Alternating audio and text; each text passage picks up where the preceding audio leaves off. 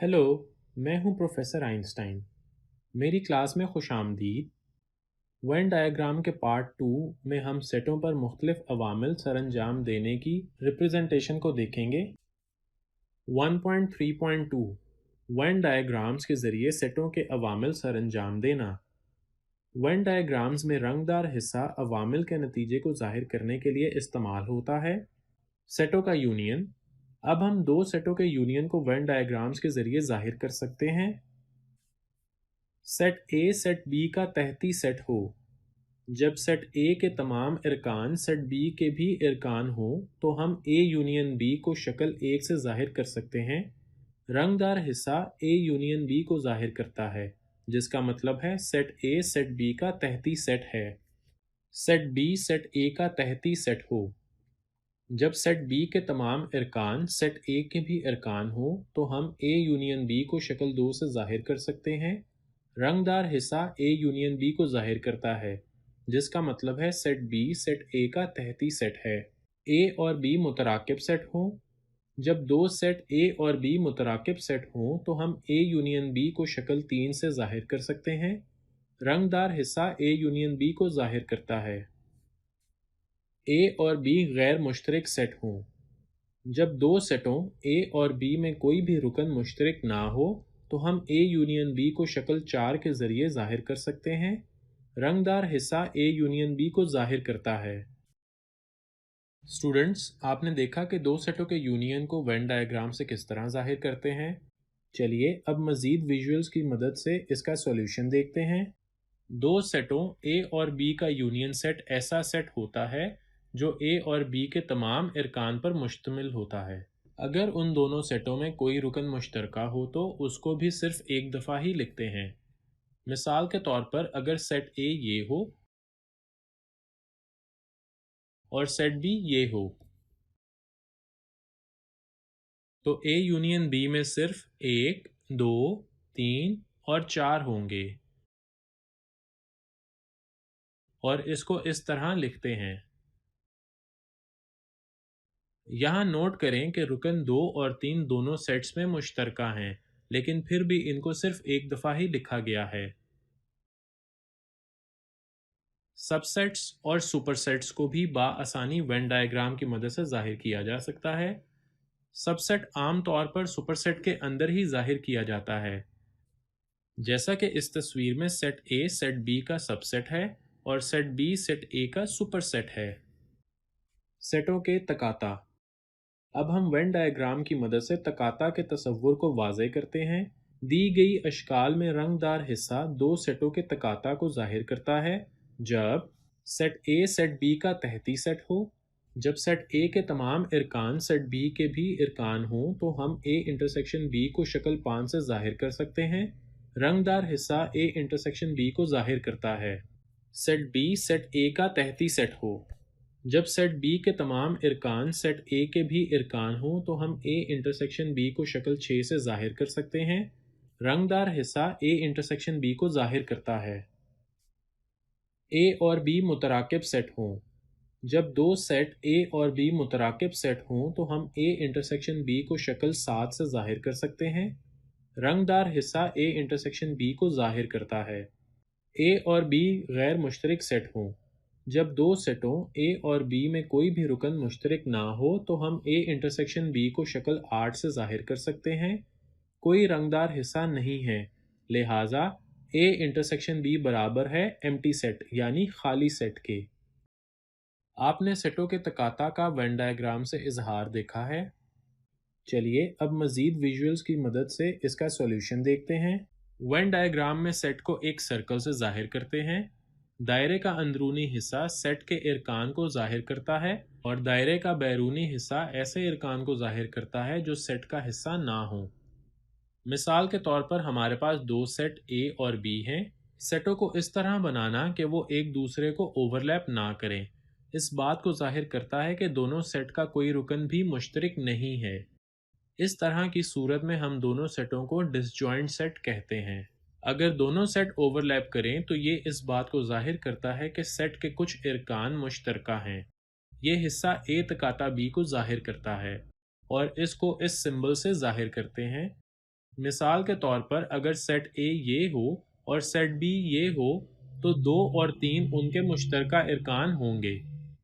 दो disjoint sets क्योंकि कोई भी मुश्तरका रुकन नहीं रखते, इसलिए उनका तकाता खाली सेट होगा। दो सेटों ए और बी का फ़र्क ये रंगदार हिस्सा जाहिर करता है जब सेट ए सेट बी का तहती सेट हो, जब सेट ए के तमाम इरकान सेट बी के भी तमाम इरकान हो तो हम a माइनस बी को शक्ल 9 से जाहिर कर सकते हैं। कोई रंगदार हिस्सा नहीं है, लिहाजा a माइनस बी बराबर है एम्प्टी सेट के। सेट बी सेट ए का तहती सेट हो, जब सेट बी के तमाम इरकान सेट ए के भी इरकान हो तो हम a माइनस बी को शक्ल 10 से जाहिर कर सकते हैं। यहाँ a माइनस बी खाली सेट नहीं है, रंगदार हिस्सा a माइनस बी को जाहिर करता है। A और B मुतराकिब सेट हों, जब दो सेट A और B मुतराकिब सेट हों तो हम A माइनस बी को शक्ल 11 से जाहिर कर सकते हैं। रंगदार हिस्सा A माइनस बी को जाहिर करता है। A और B गैर मुश्तरक सेट हों, जब दो सेटों A और B में कोई भी रुकन मुश्तरक ना हो तो हम A माइनस बी को शक्ल 12 से जाहिर कर सकते हैं। रंगदार हिस्सा A माइनस बी को जाहिर करता है। उम्मीद है आप वेन डायग्राम से दो सेटों का फ़र्क करना सीख गए हैं। चलिए अब मज़ीद विजुअल्स की मदद से इसका सॉल्यूशन देखते हैं। दी गई मिसाल को देखते हैं। यहाँ सेट ए और सेट बी में दो इरकान मुश्तरक हैं। अब हम इनको वेन डायग्राम में ज़ाहिर करते हैं। मुश्तरका इरकान का मतलब दायरा का मुश्तरका हिस्सा। तो हमारी डायग्राम कुछ इस तरह की नज़र आएगी। अब हम इस शक्ल में इरकान दर्ज करते हैं। 5 और 7 हमारे मुश्तरका इरकान हैं, इसलिए उनको इस मुश्तरका हिस्से में दर्ज करेंगे। इसी तरह सेट ए और बी के बाकी इरकान उनके मुतल्लका हिस्से में लिखे जाएंगे। अब दायरे के बाहर वाले हिस्से में हम यूनिवर्सल सेट के ऐसे इरकान को लिखेंगे जो कि सेट ए और सेट बी में ना हों। हम एक सबसेट के लिए वेन डायग्राम बनाने जा रहे हैं। यहाँ हमारे पास सेट बी के तमाम इरकान सेट ए में भी मौजूद हैं, तो हम सेट बी को सेट ए का सबसेट कह सकते हैं। तो वेन डायग्राम में ये कुछ इस तरह बनेगा। चंद मज़ीद रिप्रेजेंटेशंस को देखने के लिए सारे एरिया को कंसिडर करते हैं। तस्वीर में देखें, ये सारा एरिया जो हाईलाइट हुआ है यूनिवर्सल सेट यू को जाहिर करता है। ये सर्कल सेट ए को जाहिर करता है और ये हिस्सा सेट बी को जाहिर करता है। ये हिस्सा ए यूनियन बी को जाहिर करता है और इसी तरह ए तथा बी की रिप्रेजेंटेशन ये होगी। ये हिस्सा ए मनफी बी को जाहिर करता है, जिसका मतलब ए के ऐसे इरकान जो सेट बी में मौजूद ना हो। इसी तरह ये बी मनफी ए को जाहिर करता है। एक और वीडियो देखते हैं। इस वीडियो में हम मिसालों की तरफ देखते हैं जो आइडियाज देते हैं जिन्हें पार्ट 1 में मुतारिफ करवाया गया। सबसे पहले हम सेट्स के दरमियान ताल्लुक जाहिर करने के लिए एक वेन डायग्राम बनाएंगे। 1 से 15 तक 4 होल नंबर्स का सेट है। ए 3 के मल्टीपल्स का सेट है, बी प्राइम्स का सेट है और सी ऑड नंबर का सेट है। लिहाजा यूनिवर्सल सेट एक रेक्टेंगल रखता है। चलिए आगे चलते हैं और एक स्केच बनाते हैं। अब मेरे ख्याल में ये मददगार होगा अगर हम आगे जाएं और यूनिवर्सल सेट के तमाम एलिमेंट्स को लिस्ट करें।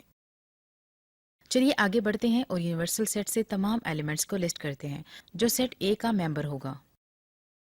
सेट ए 3 के मल्टीपल्स पर मुश्तमिल होता है, लिहाजा हमारे पास 3, 6, 9, 12 और 15 है।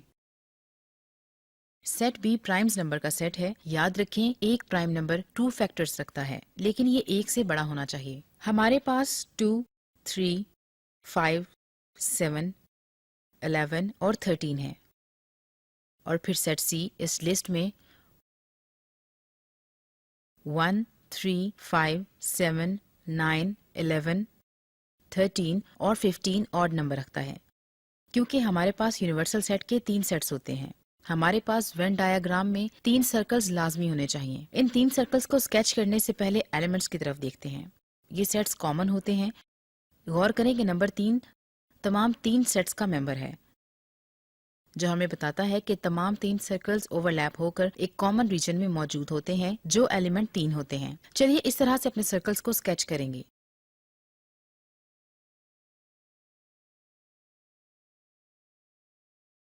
ये रीजन है और 3 इस रीजन में होगा, जहां तमाम तीनों सर्कल्स इस रीजन में ओवरलैप होते हैं। चलिए आगे चलते हैं और इसे लेबल करते हैं। ये सेट ए है, ये सेट बी और ये सेट सी है। चलिए सेट ए में एलिमेंट्स की मौजूदगी पर फोकस करते हैं। गौर करें कि 3 के अलावा ए और बी कॉमन एलिमेंट्स रखते हैं, लेकिन ए और सी में कॉमन एलिमेंट्स नहीं होते। इन दोनों में 9 होते हैं। लिहाजा 9 और 15 जरूर मौजूद होने चाहिए जहां ए और सी ओवरलैप होते हैं।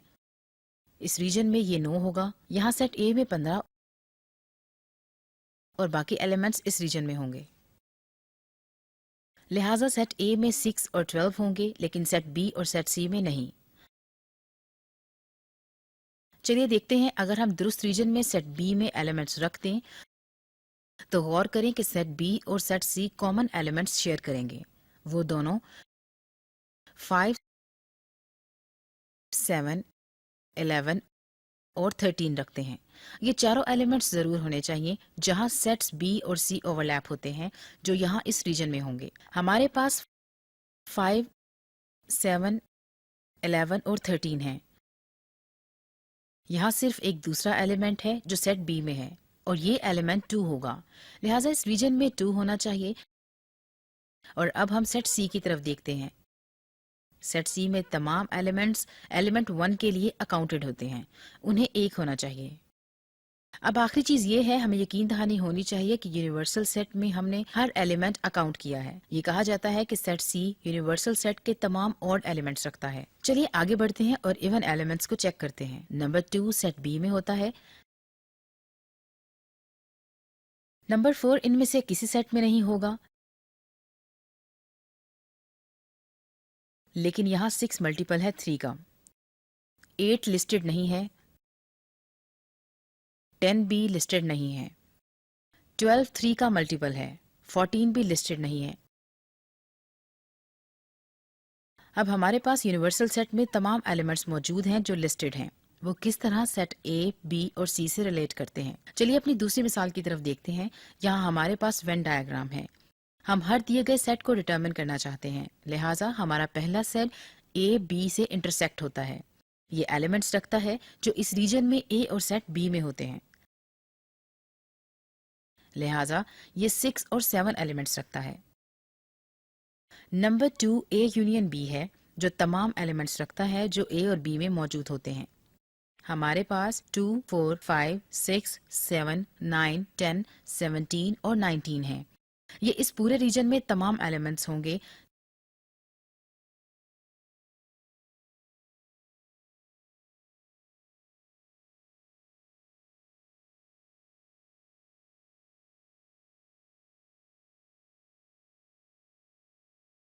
नंबर 3 में हम ए यूनियन बी को कॉम्प्लीमेंट करना चाहते हैं, जो यूनिवर्सल सेट में तमाम एलिमेंट्स रखता है, जो यूनियन ए और बी में नहीं होते।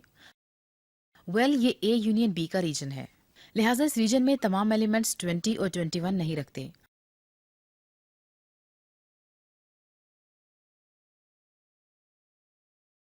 अब आखिरी 2 एलिमेंट्स में हमारे पास कॉम्प्लीमेंट ए के साथ ए इंटरसेक्ट बी है।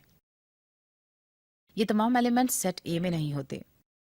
चलिए आगे बढ़ते हैं और इस रीजन को शेयर करते हैं। ये तमाम एलिमेंट्स होंगे जो सेट ए में नहीं होते और जो ए का कॉम्प्लीमेंट होते हैं। हम इन्हें सेट बी के साथ इंटरसेक्ट करते हैं। यहाँ सेट बी है। हम जानते हैं कि इन एलिमेंट्स में दोनों येलो सेट और ब्लू सेट होते हैं और हमने इसे ग्रीन कर दिया है, लिहाजा ये 4, 5 और 6 एलिमेंट्स हैं जो दोनों में ए और सेट बी के कॉम्प्लीमेंट रखते हैं।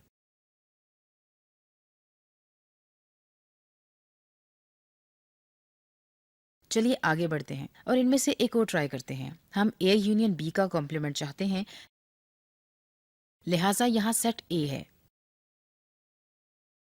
अब हम बी के कॉम्प्लीमेंट को शेड करेंगे, लिहाजा हम इन तमाम एलिमेंट्स को शेड करेंगे जो सेट बी में नहीं होते। ये एलिमेंट्स यहाँ होंगे और ये एलिमेंट्स यहाँ।